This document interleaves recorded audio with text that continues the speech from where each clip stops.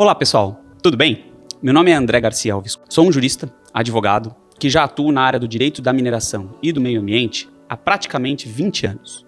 E o meu objetivo aqui com vocês é trabalhar conceitos jurídicos, legais, pelos quais vocês, nas suas atividades, podem de forma bastante prática aplicarem aquilo que nós aqui estivermos desenvolvendo, certo? Então a gente trabalha desde conceitos legais até conceitos administrativos, conceitos técnicos, lógico, sempre levando em conta, né, que cada um na sua área de profissão. Mas de uma forma geral, até pela experiência que eu tenho nessa área, eu costumo, né, trazer alguns conhecimentos além de conhecimentos exclusivamente jurídicos. E hoje nós vamos tratar de um assunto extremamente sensível às partes que de alguma forma trabalham na área da mineração, certo? Que é a relação existente entre o minerador e o superficiário ou o detentor da propriedade do imóvel aonde será realizada a pesquisa mineral ou aonde será realizada a lavra mineral. Então nós vamos dizer especialmente, nós vamos tratar especialmente do quê? Da forma pela qual, dos direitos que pertencem ao superficiário detentor do imóvel aonde será realizada a mineração. Fundamentalmente nós vamos falar acerca dessa situação, certo?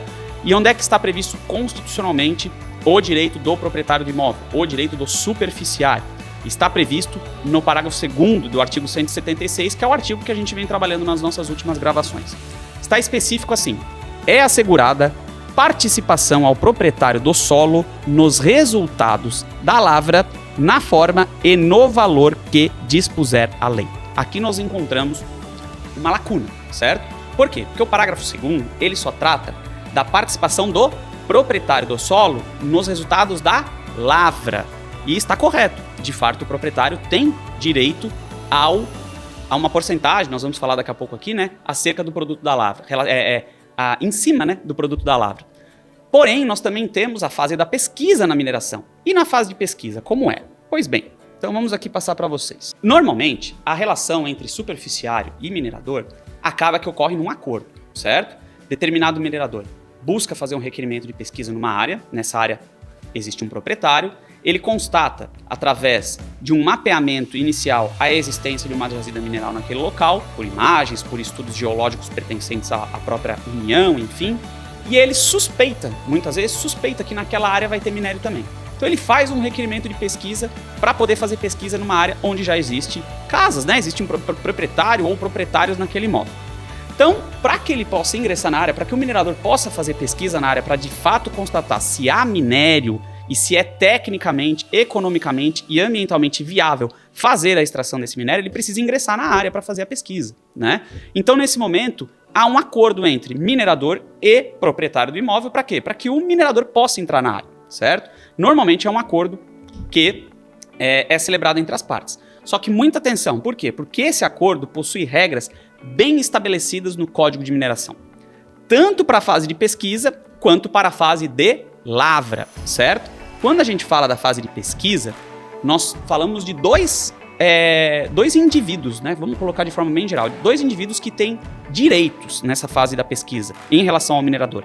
Tanto o proprietário quanto o posseiro. Olha só que interessante, não só o proprietário do imóvel, mas até aquele que está na posse do imóvel há muito tempo, também tem direitos nessa fase que é a chamada fase de autorização de pesquisa, tá? Isso está disciplinado, pessoal, no artigo 16, parágrafo 2º e no artigo 27 do Código de Mineração. De forma bastante resumida, quais são os direitos ou do proprietário ou do posseiro em relação ao minerador? Número 1, uma renda pela ocupação do solo, certo? E indenização por eventuais danos causados durante os trabalhos de pesquisa.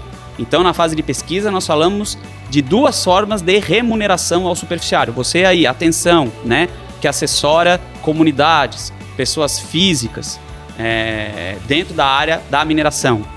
O proprietário dos imóveis possui direitos consagrados em lei, ainda na fase de pesquisa, relacionadas à renda pela ocupação do solo e indenização por eventuais prejuízos causados pelo minerador, tá? E qual é o parâmetro que delineia, né, essa renda, ou o parâmetro que delineia essa indenização? Os trabalhos descritos no plano de pesquisa, que servem como base, inclusive, para uma avaliação judicial, né? Então, pessoal, existem, aí os engenheiros e geólogos vão concordar comigo, imagino, né? existe um plano de pesquisa em que ali já estão contemplados, né, os valores a título de renda e indenização para o proprietário do solo, para o proprietário do imóvel, na hipótese de ocupação desse imóvel para a realização de pesquisa. Esse trabalho técnico desenvolvido de boa fé por engenheiros, geólogos, enfim, é que servem de parâmetro para se chegar ao valor da renda e o valor da indenização. Eu acho que vale a pena aqui nesse momento a gente fazer a leitura dos dispositivos legais e aí a gente passa alguns detalhezinhos aqui para vocês que eu acho que são interessantes, tá? Primeiro, no artigo 16 do Código de Mineração, nós vamos encontrar especificamente em relação à pesquisa o que eu tinha dito para vocês. No artigo 16, parágrafo 2º. Os trabalhos descritos no plano de pesquisa servirão de base para a avaliação judicial da renda pela ocupação do solo e da indenização devida ao proprietário ou posseiro do solo, não guardando nenhuma relação com o valor do orçamento apresentado pelo interessado no referido plano de pesquisa. Ou seja, são situações absolutamente diferentes. É o plano já desenvolvido propriamente pelo técnico. Já mais adiante, no artigo 27, né, que também vale muito a pena aqui a leitura nesse momento, nós encontramos os critérios objetivos. Rapidamente a leitura para vocês. O titular de autorização de pesquisa poderá realizar os trabalhos respectivos e também as obras e serviços auxiliares necessários em terrenos de domínio público ou particular, abrangidos pelas áreas a pesquisar, e agora, para você proprietário, desde que pague aos respectivos proprietários ou posseiros uma renda pela ocupação dos terrenos e uma indenização pelos danos e prejuízos que possam ser causados pelos trabalhos de pesquisa, observadas as seguintes regras que são de ordem objetiva, tá? Inciso 1. A renda não poderá exceder ao montante do rendimento líquido máximo da propriedade na extensão da área a ser realmente ocupada. Então, aqui está o critério da renda. Isso vai estar escrito no plano de pesquisa. Isso vai estar devidamente esmiuçado no plano de pesquisa. 2. Agora da indenização. A indenização por danos causados não poderá exceder o valor venal da propriedade na extensão da área efetivamente ocupada pelos trabalhos de pesquisa, salvo no caso previsto no inciso seguinte. Inciso 3. Quando os danos forem de molde a inutilizar para fins agrícolas e pastoris toda a propriedade em que estiver encravada a área necessidade aos trabalhos de pesquisa, a indenização correspondente a tais danos poderá atingir o valor venal máximo de toda a propriedade. Então isso é muito importante, pessoal, porque existem alguns proprietários que exigem o valor de mercado do imóvel, certo? E não é isso que diz na lei. A lei diz do valor venal. Por isso que às vezes por isso que é muito importante, né? A gente vê que hoje cada vez menos essa prática vem ocorrendo, mas para você, proprietário de imóvel, né, que tem um imóvel em área passível de mineração, declarar no valor da matrícula um valor abaixo do que aquilo que realmente vale, pode não ser interessante para você.